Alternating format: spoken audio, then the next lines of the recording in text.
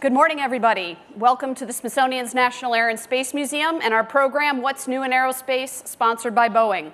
I'm your host, Jennifer Lavasser, curator for this exhibition. I want to introduce a special guest for today, and we're going to have a chat with him in a little bit.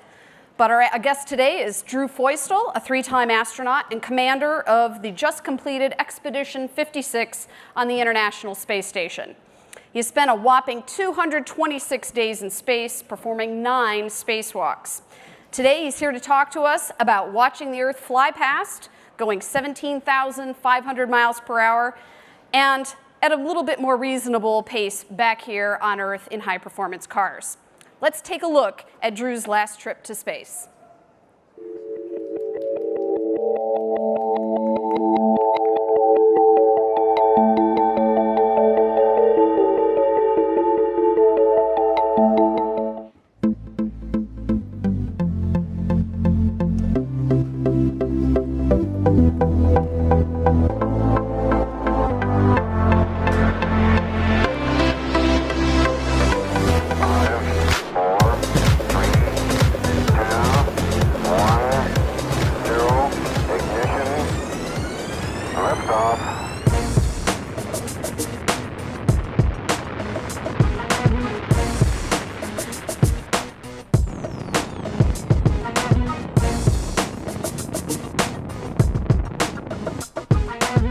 Inside the cabin, the crew still doing good.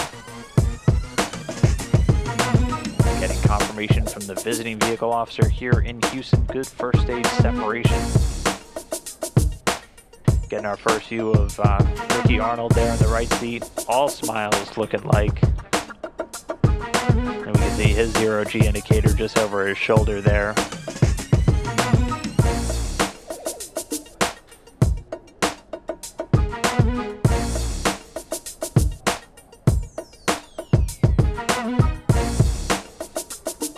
Over 1 kilometer away from the International Space Station.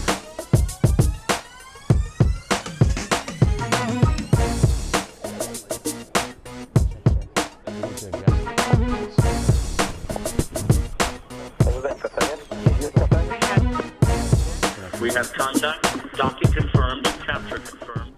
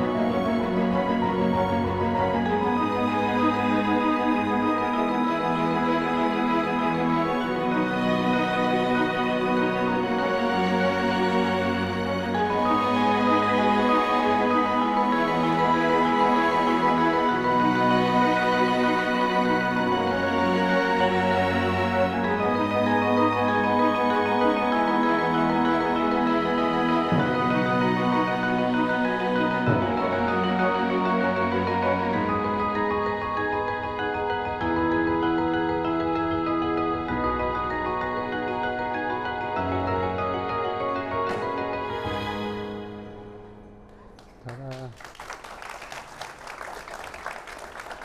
Well, thanks, Drew, for bringing along that really spectacular look. I think you could tell our audience is pretty enraptured by something like that. It's just really great to look at.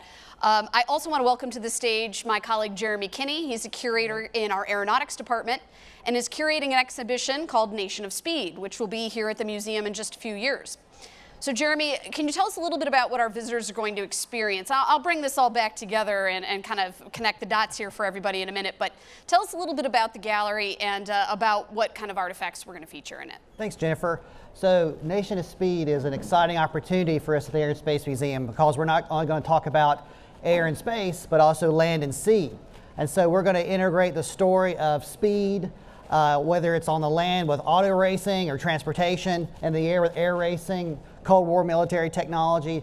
The idea is to bring these artifacts like Mario Andretti's first Indianapolis 500 winning race car, the Bronner Hawk, Richard Petty's 200th victory Pontiac NASCAR racer, but also with Roscoe Turner's air racer of the 1930s. We're going to have Roscoe Turner's stuffed lion there as well to show that off. So bringing these stories of racing and motorsports and this American need for speed together in this gallery. So that really explains why it's called Nation of Speed, is this is an American, somewhat uniquely American perspective. That's right. It's this, since the founding of the Republic, Americans have looked for fast-moving technology to express their dreams and hopes.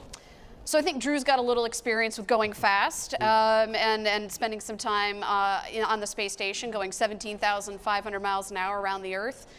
Orbiting 16 times a day, if I can calculate that out right. A lot of sunrises. So cars in the space station go pretty fast. They also require a heck of a lot of work to maintain, and Drew happens to be a lover of cars, just like Jeremy. So Drew, tell us a little bit about how you got interested in race cars.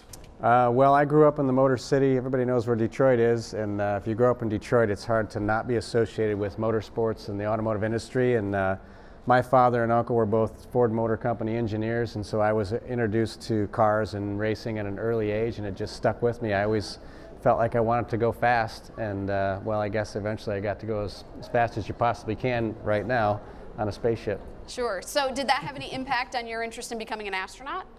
Absolutely. I think when I was, as a kid, racing motorcycles and go-karts, it really wasn't quite fast enough. So I was inspired by science fiction programs and watching Star Wars and Star Trek growing up, and of course the Apollo missions early on, and I just thought that it would be a great opportunity to go faster and farther and push the envelope. Jeremy, I would imagine if you're doing an exhibition on that involves automobiles, you've got some interest in cars. Do you have a similar story that you kind of grew up loving cars? I grew up loving cars. It's something I got from my dad. Growing up, I still have my first car. Oh, wow. And I like working and driving old cars. And it's that working and that connection with the technology. And one of these core tenets of Nation of Speed is that it is nuts and bolts and gears and all those things, that interaction between the human and the machine. And I'd imagine in working on the space station and also on the Hubble Space Telescope prior to that, you got a kind of could connect the dots on your prior experience working on cars and working on these really, really big and very intricate machines. Yeah, absolutely. I mean, most of what we do as astronauts on the space station is about keeping the lights on and keeping the facility running. So our job is to get up there and understand the systems and the process, and I think it's always been helpful for me, like say with Hubble and the space station, to understand the problems that we have and help the engineers solve issues because we've got our eyes and our hands on the equipment. And it's really helpful if we know what's going on to be able to get their assistance to complete the tasks. Well, pardon the pun, but we're going to change gears just a little bit here. I spend some of my time as a researcher looking at astronaut photography. You might notice behind Drew, there's a picture of Drew, and I spent a lot of hours trying to find that photograph. But I hear, and I know you spent some time in the limited amount of time you have in space, the spare time you have, taking pictures of racetracks. Tell us where that idea came from. I think that might be my child that I left it. I hope not. I did take a lot of pictures of tracks from space, and that was, it was just a project that I had. You know, I like racing, I like motorsports, and I just had this idea before the mission. So I had this idea before the flight that nobody had ever taken pictures of racetracks from space, and I thought, well, that might be interesting to some people, and I wanted to see what they looked like. So the first weekend I was in space, 3 days after we got there, I took my very first picture of a track in Melbourne, Australia, and I took the picture within 2 minutes of the start of the race. And I thought, well, this is going to be easy. I've been here for 3 days, and I got my first picture. Piece of cake. So it turns out that project was bigger than I thought, and I ended up taking, I think, 45 or 50 some racetrack pictures from space, and I didn't get my last picture till 2 days before I left the space station. It took me 6 months to get that photo of a track in Malaysia, and I achieved my goal and got the whole series, but it was tougher than I thought it was going to be. Are you gonna do a show? A show of all your show of all the pictures? I don't know. Someday maybe I will. It'd be a good coffee table book, I guess. That's a great idea. But you're flying by pretty fast. So yeah. How do you mentioned that there's a lot of orbital, kind of calculations that have to go into this. I mean, how intricately did you have to plan all of this ahead of time? Did you really know like when to start looking? I mean, it's a fairly tricky thing because for those who don't know, you can actually track the International Space Station. You can find out when it's going to fly over your home, but Drew's got to do the opposite thing. You got to plan for when you're going to be over something. We can't control the trajectory of the space station, so we can't tell it to go where we want it to go.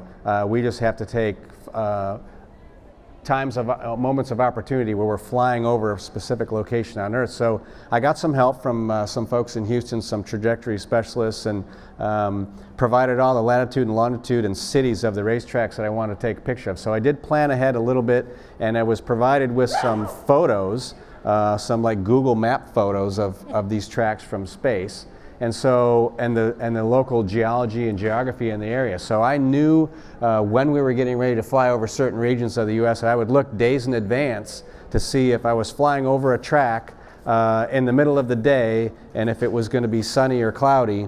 And so then I would have to sort of time my day just right and set an alarm to say, okay, in 3 minutes I'm going to pass over this track. And then I would have to fly from the U.S. section of the space station all the way down to the Russian segment of the space station, grab my camera, and start looking for something that looked familiar on the ground that was similar to the pictures I had of the area, because you can't see the tracks from space with the naked eye. You can't see them at all. The only way you can see them is by looking through a camera lens. And so the first trick was to say, am I even there? And then it was, is it sunny out?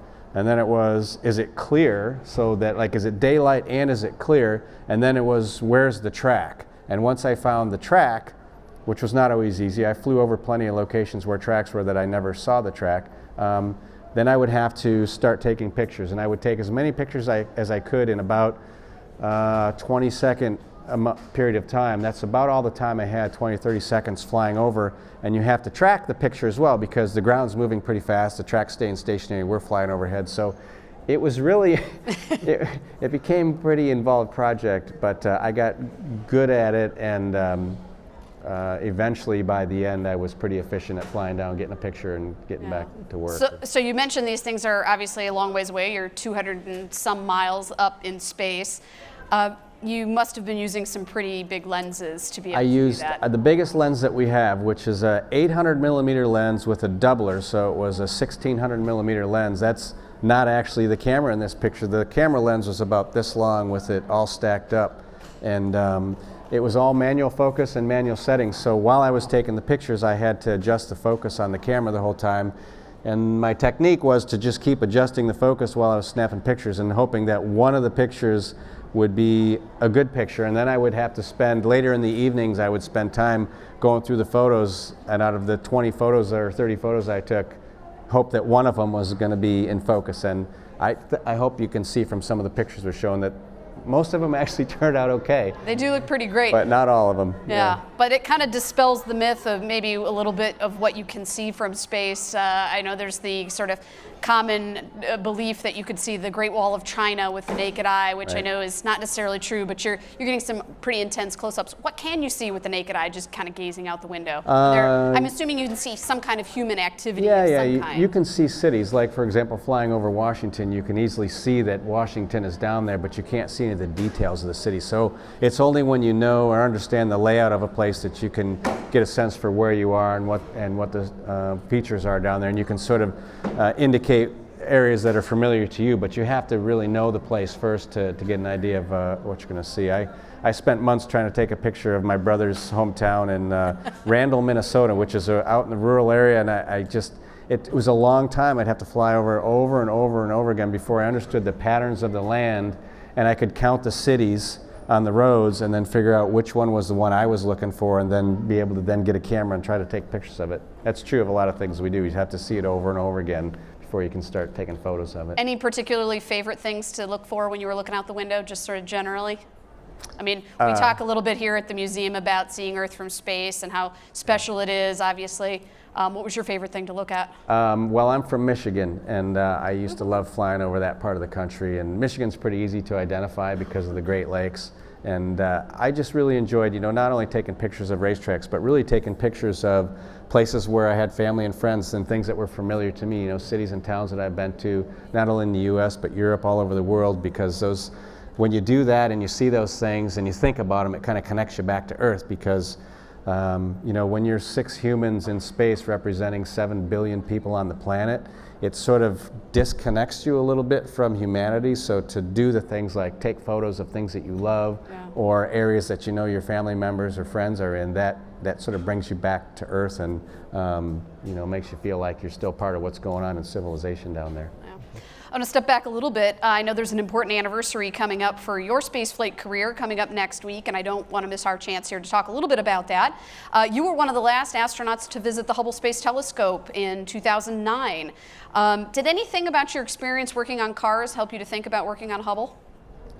Yes, everything about my experience working on cars helped with Hubble. When we selected the crews for Hubble, we sort of did, not really interviews, but we had a number of astronauts come out and look at the challenges that we faced with Hubble and some of the equipment that we were going to have to replace. And so together, groups of us were going and assessing Hubble and the mock-ups of the engineering units and trying to understand what the problems were.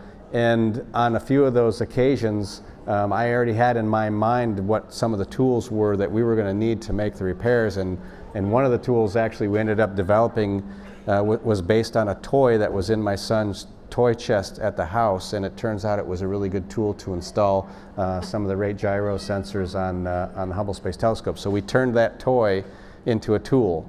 And so understanding the problem and understanding the mechanics of how to fix it and what tools can do for us was really beneficial and helpful on that mission for me, and I think allowed me to be part of that great success story. Yeah. Well, just like Hubble, cars don't take care of themselves. So are you talking at all about maintaining these things that go fast? Are you going to talk about maintenance at all in the gallery? That's a big theme in Nation of Speed. We have a corner, it's called the Speed Shop. And for people who are familiar with cars, you go to the Speed Shop, you can change the tire on a race car. You can pull out a Ford flathead and take all the parts and components off and put them back on with the help of an educator. So the idea is to really see the tools and the technology, and once again that hands-on interface with the technology there in the exhibition. So would you say, Drew, maybe that being an astronaut is a little like working on a NASCAR pit crew? You can't just let the thing fall apart. You gotta, basically the station depends on, your life on the station depends on keeping it maintained. Yeah, sir. I mean, the difference, obviously the difference between racing and spaceflight is life dependency versus winning a race. Certainly racing carries a significant amount of risk, and you want your systems to work well and be safe. But having seen many pit crews, not only in NASCAR, but Formula One and IndyCar, those folks work really hard, and I would say their job is actually probably tougher than mine in most cases when they're at the track trying to win a race. They get a lot done in a short period of time. Yeah. So knowing what I know about, and being from Michigan myself, knowing what I know about cars and about going fast and about music, it seems like there's always this connection between cars and music. You guys are both interested in cars. You both play guitar. So you even recorded a music video in space. I did. How do these things all go together for you? And sort of, where does this all come from? I don't know. I like having sort of soundtracks for life, and to me, music is the spice of life, and so it's important to have music around all the time. And like most of us, I always have some song buzzing in the back of my head, and that's just the way it is. That's the way our brains work. So I enjoy music. I started playing guitar at an early age. I'm not really that good at guitar, but I enjoy picking it up from time to time. It's a lot of fun.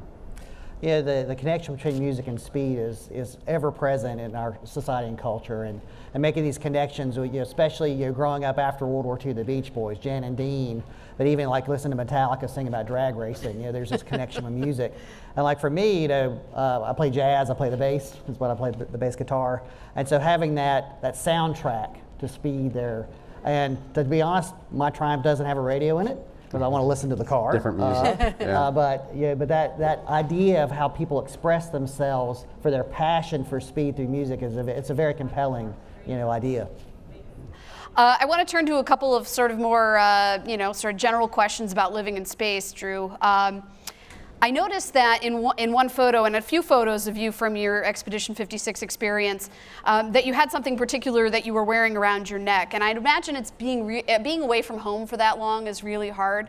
Do you mind telling us a little bit about what you're wearing? Well, that's all jewelry that my wife sent with me to fly in space. One of those, there's a couple of rings on there. One of those rings is our wedding ring, and that's the third time it's flown in space. And wow. Even though, it's always a little bit challenging taking something like that, because that ring might not come back, but we were fortunate to take it this third time.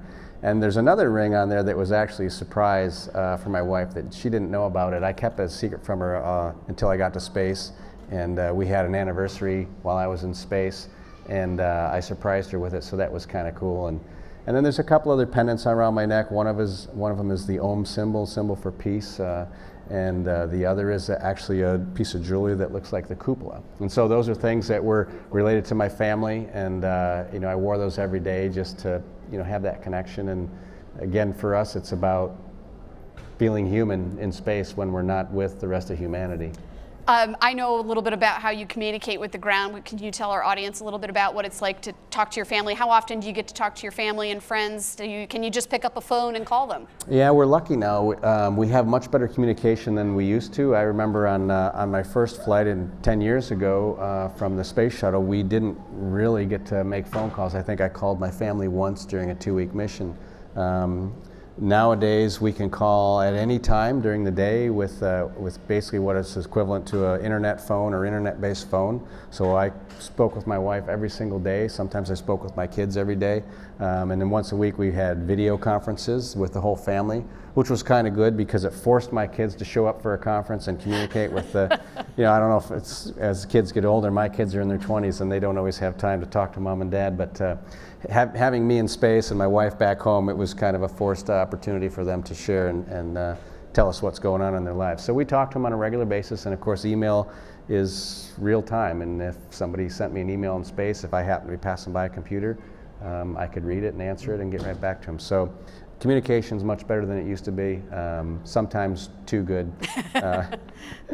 Yeah, there was more than once where we mysteriously ran out of satellite coverage and the phone line would go dead, and that would be enough time to get busy again. Yeah. So I read some of the biographies of some of your colleagues. Did you take any of your favorite TV shows or have any of your kind of keep you occupied outside of working hours? I was busy on the weekends watching races because I was taking pictures of all these races and trying to tweet them before the race was actually occurring. So in addition to taking the photos, that meant I was obligated to watch the race, because I couldn't really tweet pictures and then not watch the races that I was trying to talk about. So there were some weekends where I had to watch, and I would watch practice and qualifying and racing, and sometimes there was 3 races on the weekend. So there were some days where my crew members had about enough of motorsports.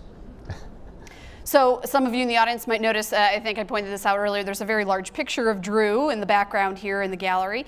And the idea behind the photo and the use of the photo is to show what it's like to float in space in microgravity.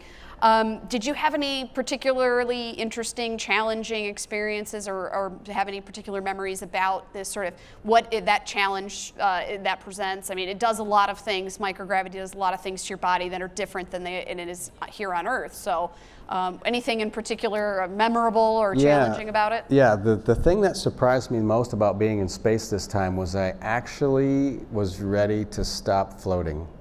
After about 4 months, I realized that floating all the time is amazing, but I could never get any, a rest. I could never lay down. On Earth, when we go take a break, take a nap or go to bed, You go into your room and you climb under the covers and you put your head on the pillow, and it's very relaxing, right? You take a load off your feet. In space, you never, ever, ever do that. You are always floating. No matter what you're doing, you're floating. And as amazing and beautiful as that is, there was never a way to take a rest. And so after 4 months or so, I thought, you know, if I just want to lay down and take a break from doing this. So Sure. and it was amazing and beautiful, but I was totally shocked by it, because on a 2-week mission, a short shuttle flight, it's the coolest thing, because you can fly and you think, oh, once I get to the space station, I can fly all the way from one end to the other. And that's what we do, and it's really fun, and floating things to each other, never having to hold anything up. You just let go of it if you don't want to hold it, and it'll just sit there in front of you. But for your body, it's always in this state of slightly tensed muscles, and there's a natural state of rest. The difference between working and sleeping is turning off the light and closing your eyes. But physically, there's no difference. You feel exactly the same. So that was a tough adjustment for me to make after a while, was sort of floating so much, it was almost like floating too much. I read recently that one of the most desirable items on the International Space Station is tortillas. Did you have any particular favorite foods to eat in space? Chocolate.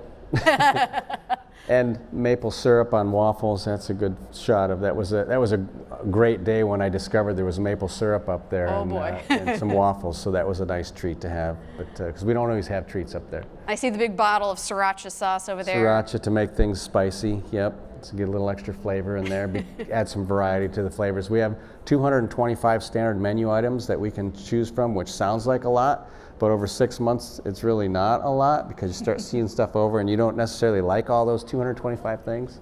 So food comes around again and again and again. So I'm going to go back to racing a little bit and race cars. Did you race a lot as a kid? Were you somebody that had to always beat your siblings to the door? And my children, I have 2 boys. It's always a competition. They've got to be to the door first. They got to be the first to grab their lunch out of the. It's always a race. I started racing when I was 10 years old, racing motocross motorcycles, and did that for a few years. My brother and I were really never competed with each other, because he was a couple years older than me, so he was always in a slightly different class, and we continued racing. He still races to this day, and I'm still into cars to this day. But competition was a big deal, but it never was anything that we fought about. It was always just, I always respected him and really looked up to him for his skills. He was typically better at it than I was, and so he's a good role model for me. Racing doesn't always go well. Have you ever had any accidents? Yeah, I've had a lot of accidents in racing, but I'm fortunate to have lived through all of them and not really been significantly injured. Okay. Yeah, Good. it's true though. You gotta be careful. Well, on that note, I want to thank both of you for joining us, and for all of you in the audience for joining us here today. And please join me in thanking our 2 guests for talking about speed. Thank you. Thanks, Jeremy. That was good.